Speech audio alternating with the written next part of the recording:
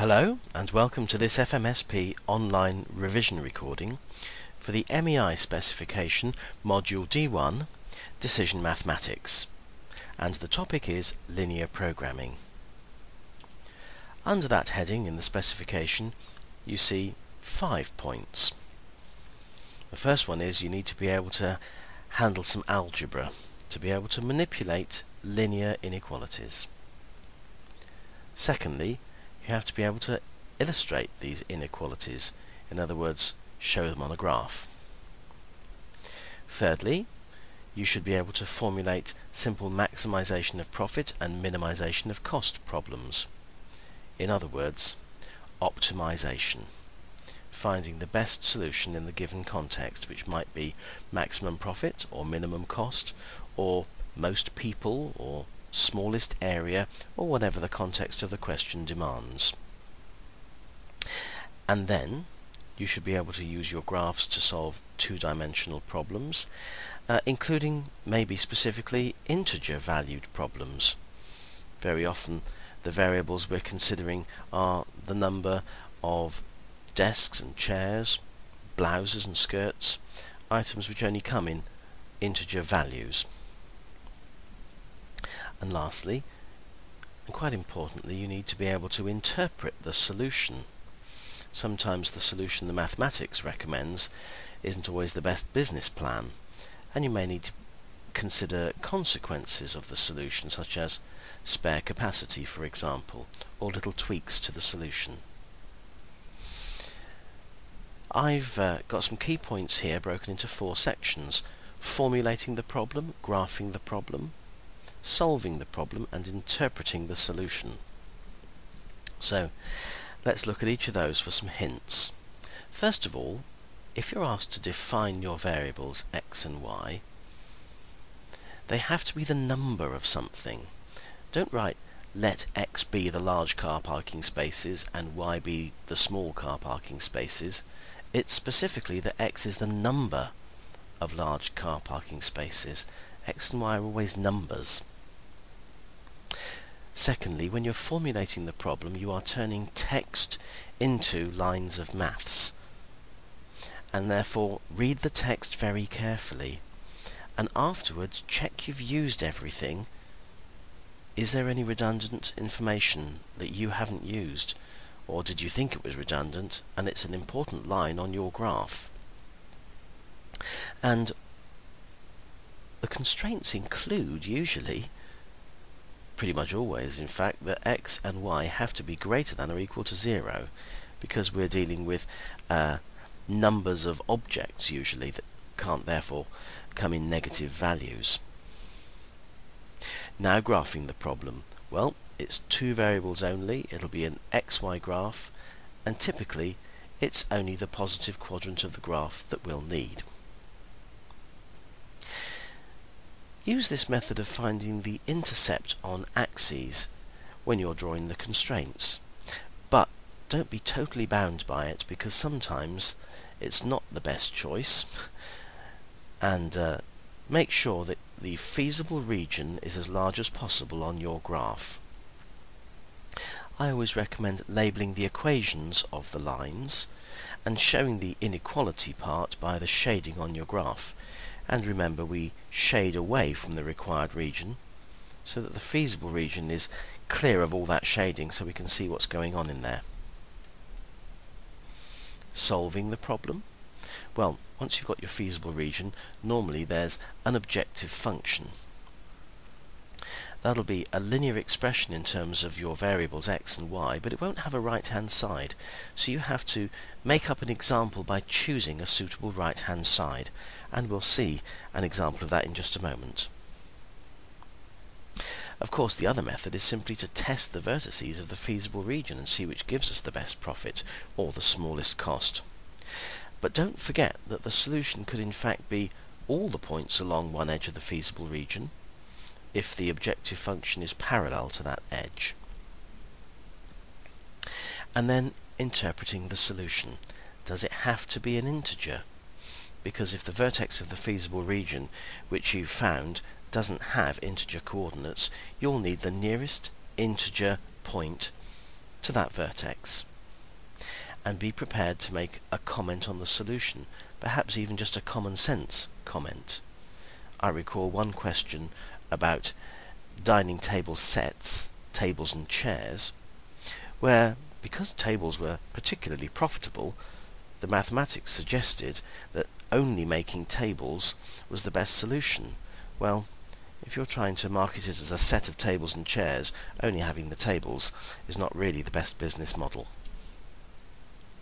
Now we're going to look at two complete examination questions, both of which appear in the second part of the paper with the long 16-mark questions.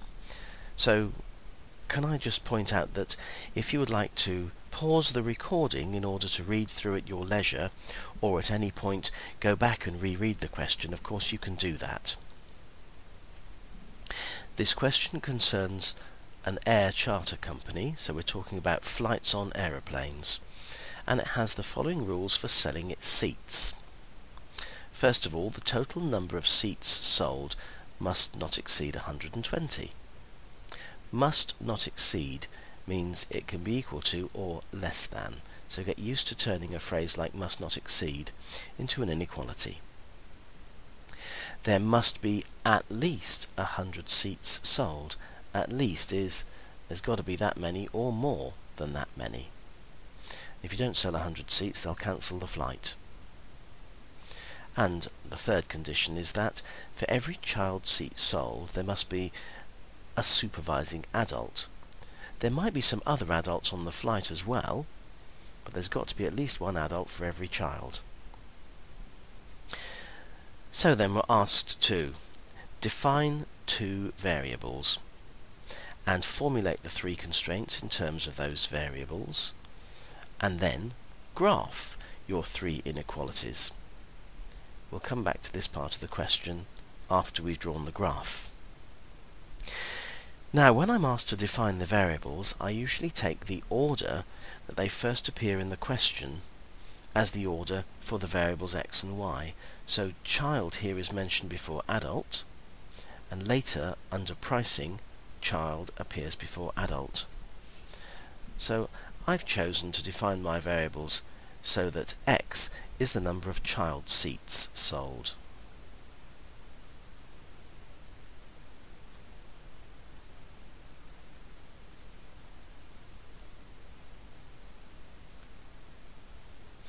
And similarly, let y be the number of adult seats sold.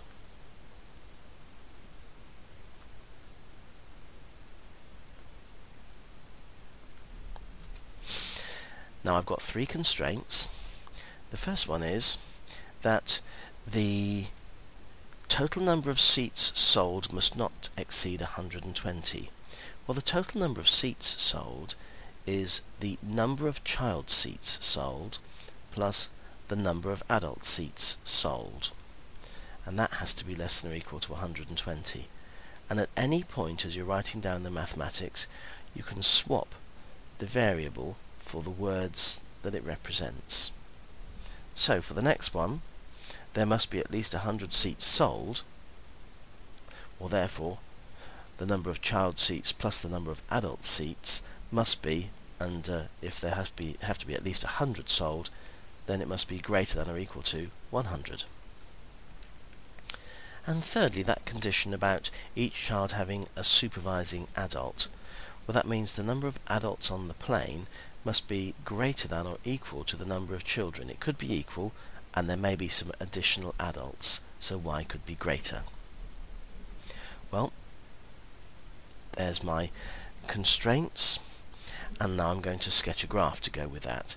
I'm going to draw a sketch graph first, and then you'll see a neater one afterwards. So my variables are x and y, and my first constraint is that x plus y is less than or equal to 120. Well, I expect you're familiar with that kind of graph. If x plus y equals 120, then when x is 120 and y equals 0, that will satisfy the equation x plus y equals 120. The same when x is 0 and y is 120. So I get this straight line. If I want to just check that I've got the right side of the line for the inequality, test any point that's not on the line. The points on the line are where x plus y equals 120. One side will be less than, one side will be more than. I'm going to test the origin because it's such an easy point to test. If I put 0, 0 into this inequality, 0 plus 0, that equals 0, is less than or equal to 120. Yes, it is. So I require the side that's below this line. So I shade away the side that's above the line. Now for the second one, x plus y is greater than or equal to 100. Well, again, it's the same sort of setup, isn't it? The line crosses both axes at 100. This is the line x plus y equals 100. And if I test a point, I'll find out pretty quickly that it's the bit below the line that I don't want this time. Now, for y is greater than or equal to x, I need the line y equals x, and I'm sure you can all draw that. And I need to check which side of the line satisfies this inequality. I can't test the origin this time because that lies on the line. So instead, let's test a point like, let's consider the coordinate 0, 100 for this point.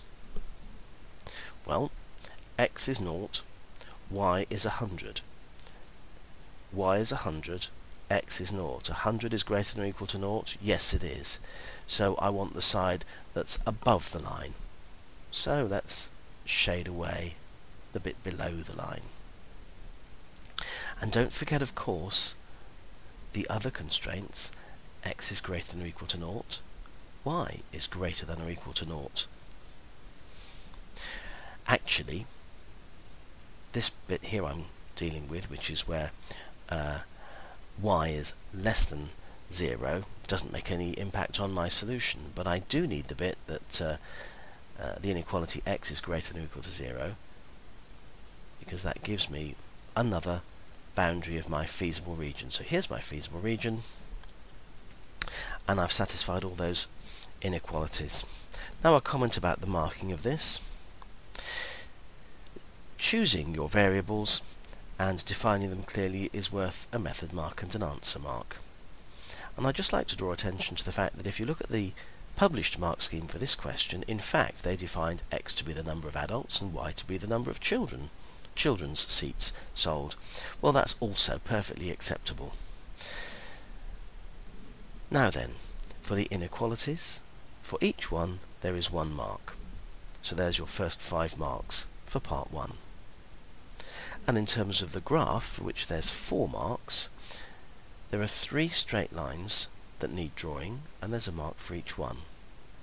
And getting the shading right to show the inequalities, that's worth the 4th mark. Okay, now let's look back at the question and see what else we need to do.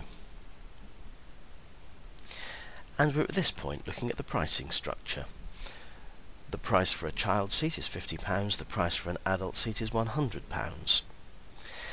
I notice there's actually no mark for formulating the objective function, but we need to use it in order to answer the next 3 parts of the question. And this needs careful reading. Find the maximum income available from the flight, and then the minimum income available from a full plane. Actually, it doesn't say above that a plane is full in any of the text here, but it does say the number of seats sold must not exceed 120, so I'm assuming that 120 is a full plane. And then part 5, the minimum income available from the flight. And it says mark and label the corresponding point on your graph. Well, better do that if it says so in the question to get full marks. And we'll come back and look at this last part when we've dealt with parts 3, 4 and 5. Okay, let's look at this income function then. So the income is equal to £50 for each child seat sold, so that'll be 50 times x for the income from the child seats, plus £100 for every adult seat sold. So my total income is 50x plus 100y. Now I'd like to put that objective function on the graph, but it doesn't have a right-hand side. So you have to create an example. 50x plus 100y equals something. And choose a right-hand side which is a multiple of both these coefficients. So, with a bit of trial and error, I chose 5,000. And you're trying to draw a line which looks a reasonable size on your graph. You don't want it to be so tiny that you can't see the gradient, or so big that it's totally off the graph. Now here's the method for looking at the intercepts. Let's consider a couple of coordinates. The first one is, what if y is 0, what would x need to be? Well, if y was 0, you'd have 50x equals 5,000, which is 50 lots of 100. So that point would be on this example line. And what if x was 0? Well, this term would be 0, and you'd have 100y equals 5,000, so y would be 50. In other words, my example objective line is going to go through 0, 50 and 100, 0. So there is my objective function.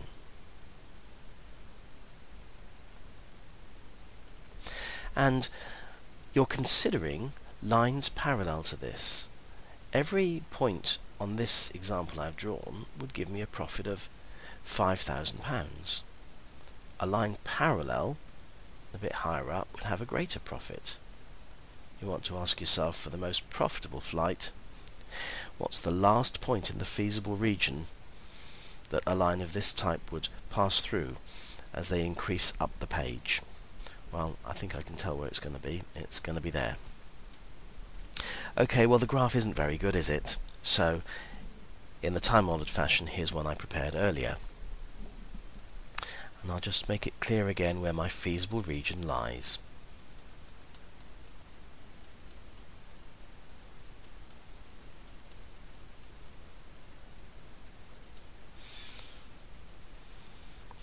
Okay, so now I'm going to solve those three optimization problems that they set. Firstly, the maximum income available from the flight. Well, it's the line furthest away from this green objective function. Indeed, that coordinate is the one I want. I think I may have said line, the point furthest away from the green line. Well, it says label it clearly, so I'm going to label it as clearly as I possibly can. I'm answering point 3. It's the coordinate 0, 120.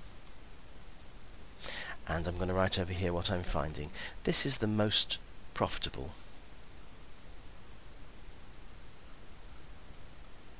It's the point 0, 120, and I'm going to calculate the income. The income is 50x, so that's 50 times 0, plus 100y. That's 100 times 120. And that gives me £12,000.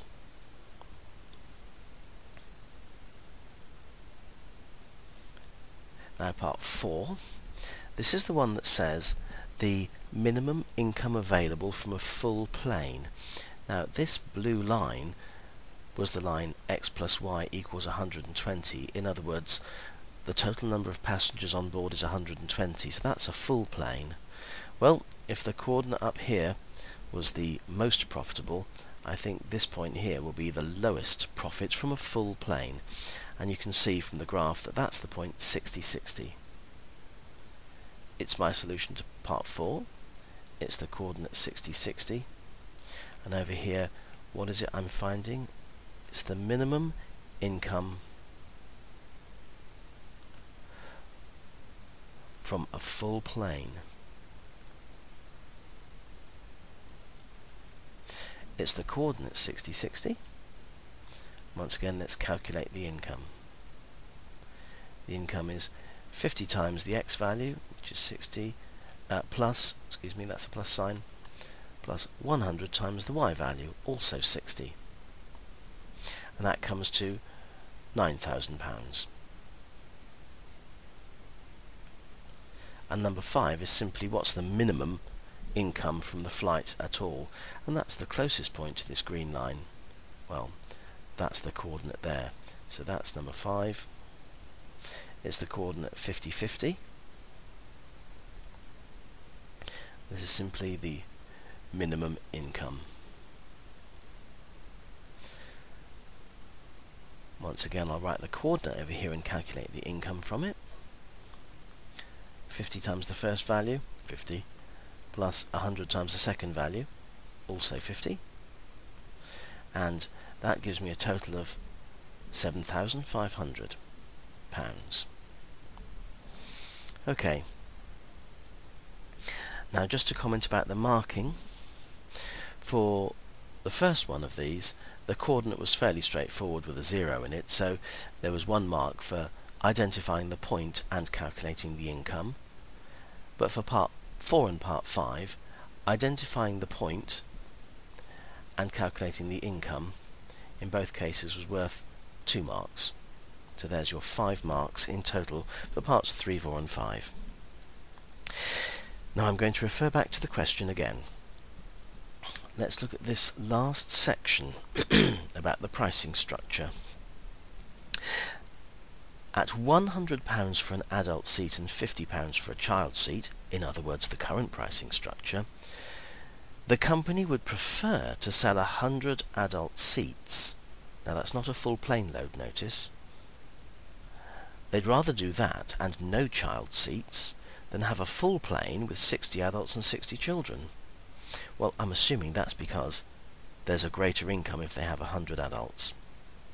And the question is, what would be the minimum price for a child's seat for this not to be the case, given that the adult seat is going to remain at £100? Okay, well, let's look into this.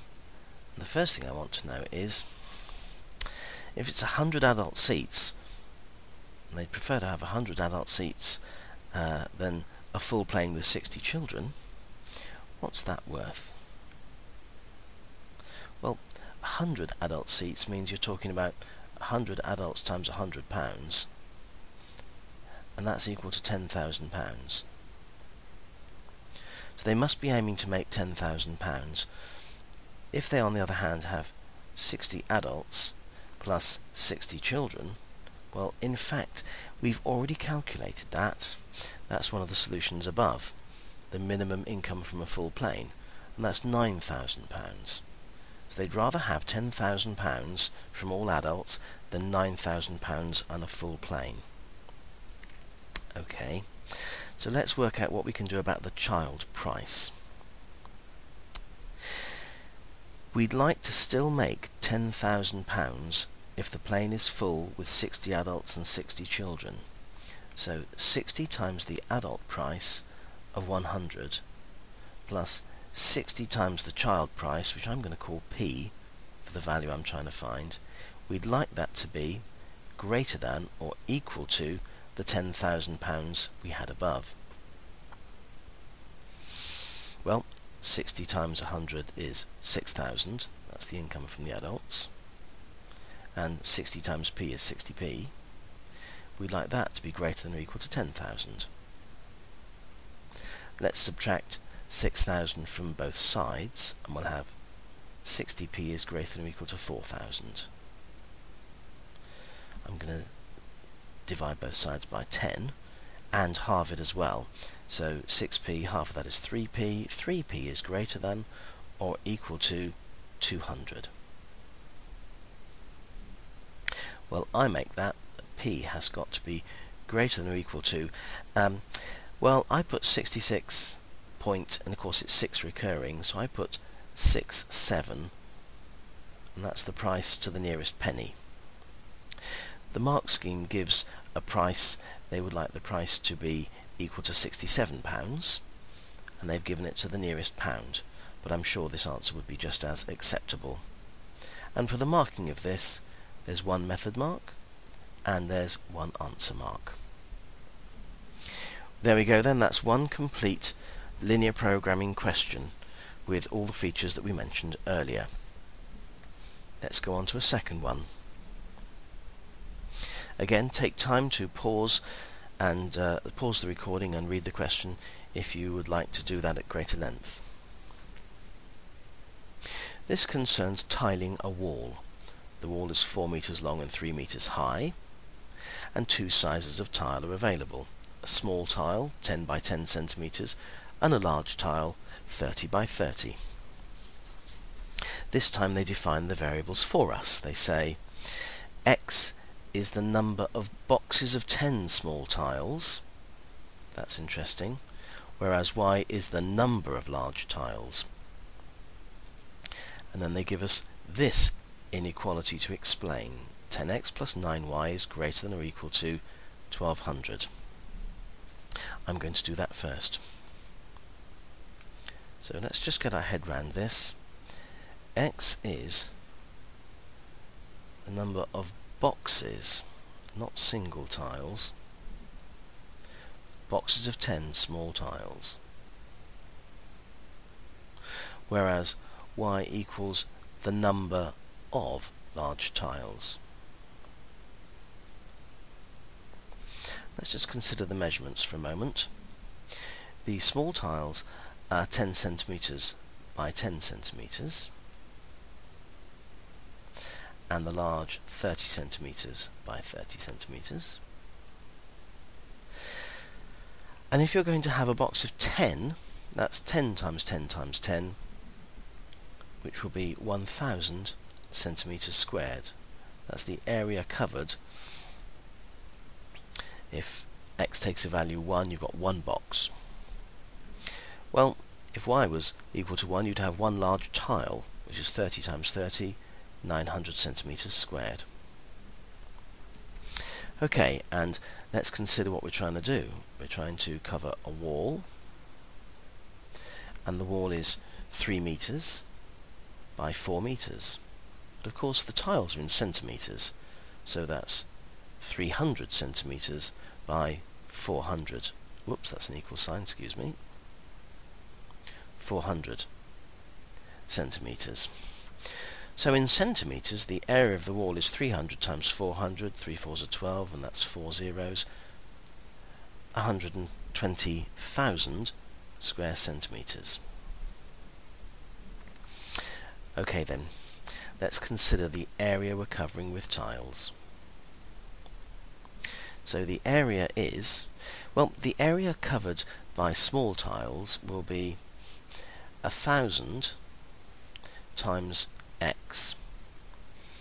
Okay, 10 boxes of small tiles, a box of 10 small tiles covers 1000 square centimeters. So 1000x multiplying by every box we buy, plus for y 900 for each tile. So 900 times y. That's got to at least cover the wall, so that's got to be greater than or equal to the area of the wall, 120,000. And there's a lot of zeros in there. Let's divide everything by 100. And that gives me 10x plus 9y is greater than or equal to 1,200. Well, that's good. That's what they give us. And just to comment about the marking there, that finding areas and finding the right mathematical expression for each area and putting that together, saying that's equal to the area of the wall, is the method marks. There's no marks, of course, for the answer because it was given, so it's all in the method. Okay, then let's look back at the question. There are only 100 of the large tiles available.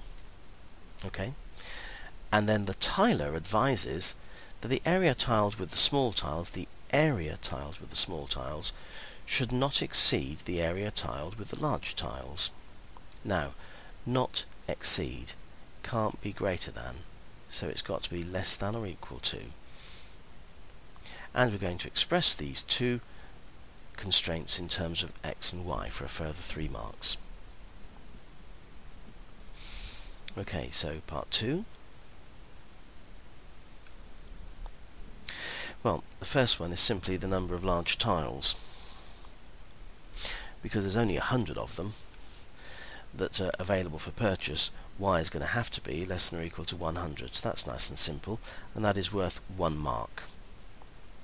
But secondly, when you consider the area of the small tiles, and I'm going to write this down very carefully, the area covered by the small tiles should be less than or equal to the area covered by the large tiles. Now then, the area covered by the small tiles will be 1000x. We've seen that above when we use that in the area calculation here. And the area covered by large tiles will be 900y. So I can divide both sides of this by 100, and I have 10x is less than or equal to 9y. So I've arrived at this constraint and this constraint. And I think I should just also mention once again, both x and y have to be greater than or equal to 0. Now there's no marks for stating that, but it should be in there. And whilst I'm on marks, there's 1 for this, and 2 for arriving at the correct calculation here. Okay, let's look back again and see what to do next. Now we have something to do with cost. The smaller tiles cost 15 pence each, but don't forget we're going to buy them in boxes of 10. So we need to consider 10 times 15 pence. But the large tiles are £2 each. And I'm just going to read now to the end of the question. Given that the objective is to minimize cost, state the objective function based on the information above here, and use a graphical approach to solve the problem. Give 2 other factors which have to be taken into account with deciding how many of each tile to purchase. Well, we'll save this bit to last. Okay then, so we have a cost function, and this is starting then part 3. Well, the cost is going to be £1.50, 10 lots of 15p for every box of 10 small tiles, plus £2 for the number of large tiles. So in pounds then, I've got a function for the cost which is 1.5x plus 2y. And this needs to be minimized.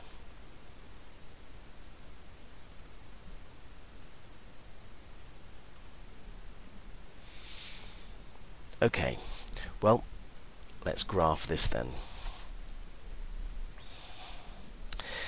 And I'm going to build up a sketch of the graph, and once again you'll see a much better looking graph in a minute.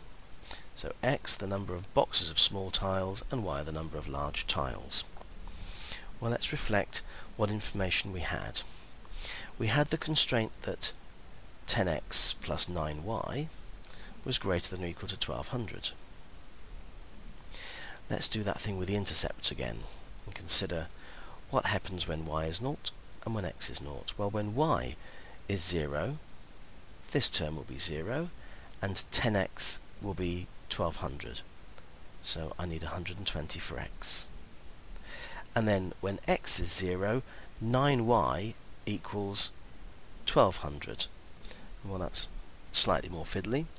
1200 divided by 9 is 133 1/3. Okay, that's for that line. Then we have the constraint that 10x has to be less than or equal to 9y. Well, of course the point 0, 0 would satisfy that.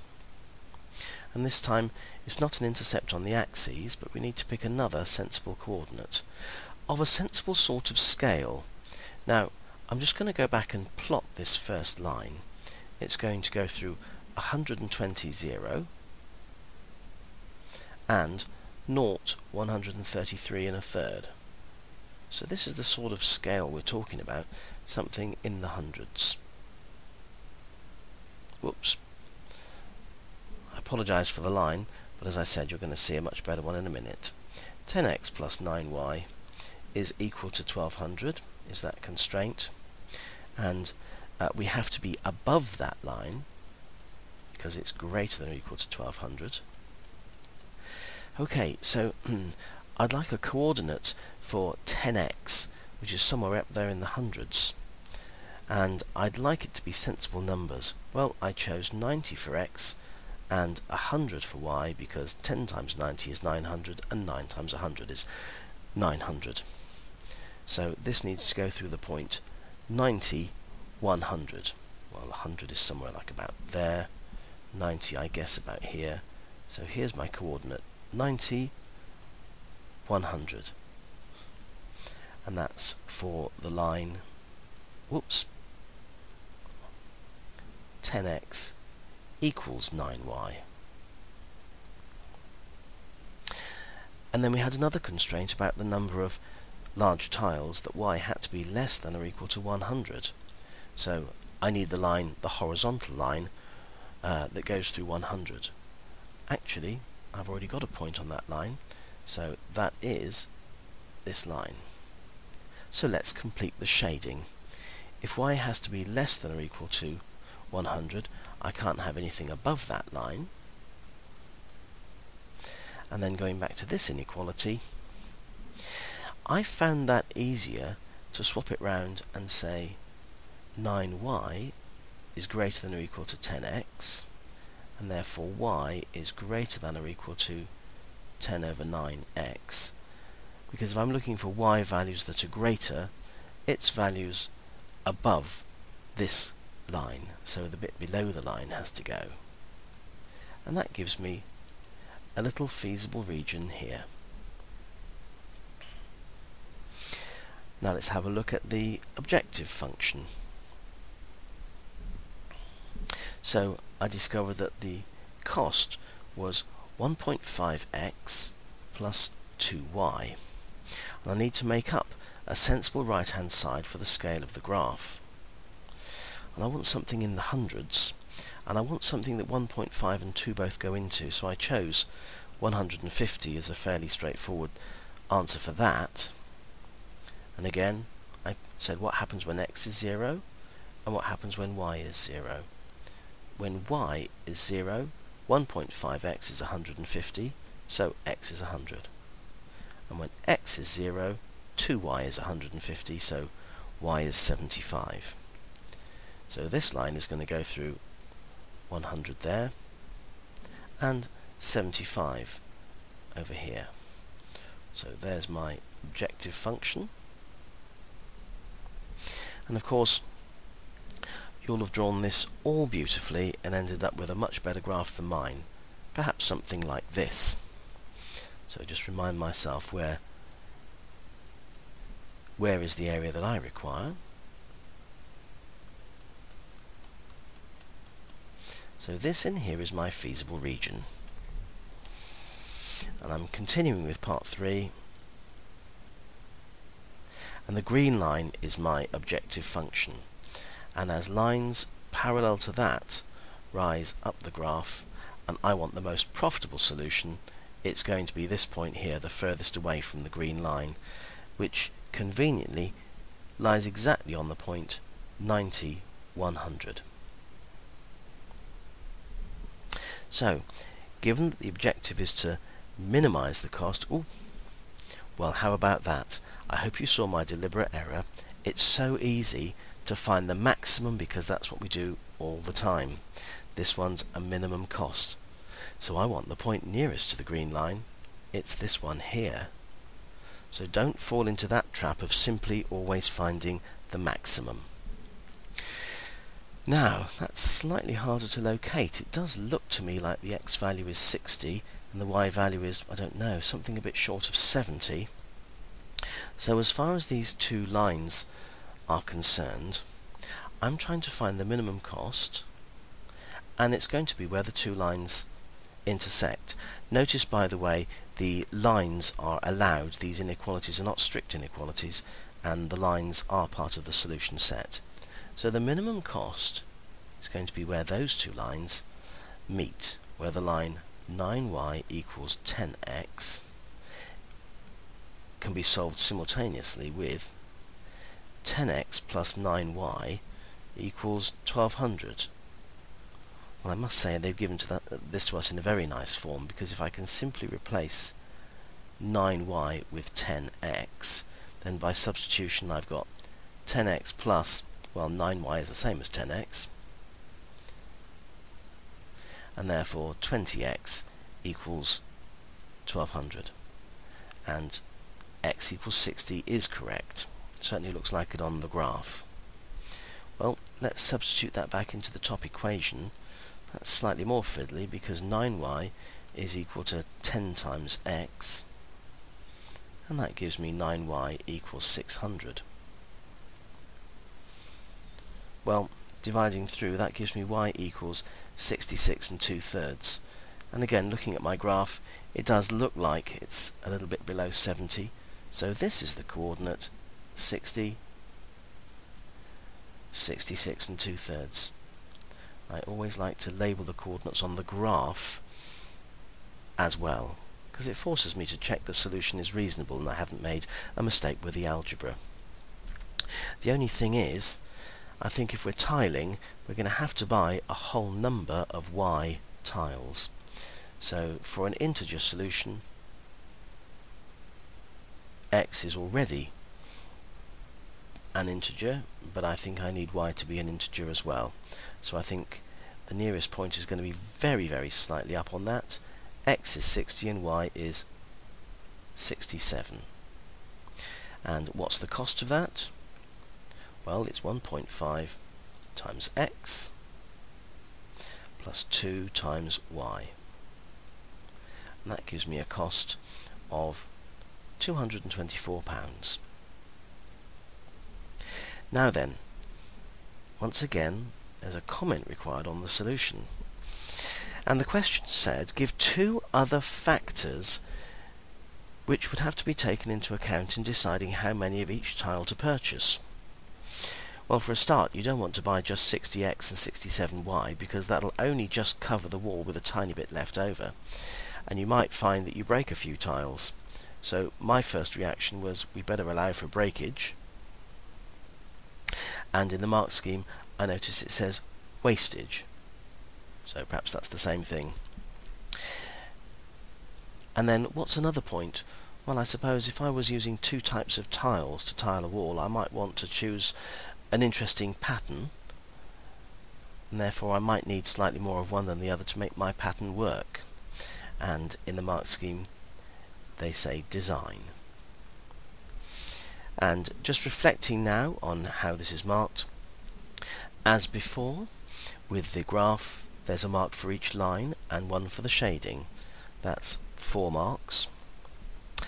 There's a mark for finding the solution, a method mark, and an answer mark for finding the correct values. There's an answer mark for calculating correctly the cost. In total that's 7 marks, and there was another mark for the profit function, which was on a previous page. And then part 4 was worth 2 marks, one for breakage, one for pattern, but nothing else. Don't put anything else whimsical. It has to be something relating to the practicalities of the problem. Well, we've been at length through 2 complete questions, so I hope that's helped you revise linear programming. Don't forget to check out the rest of the revision recordings.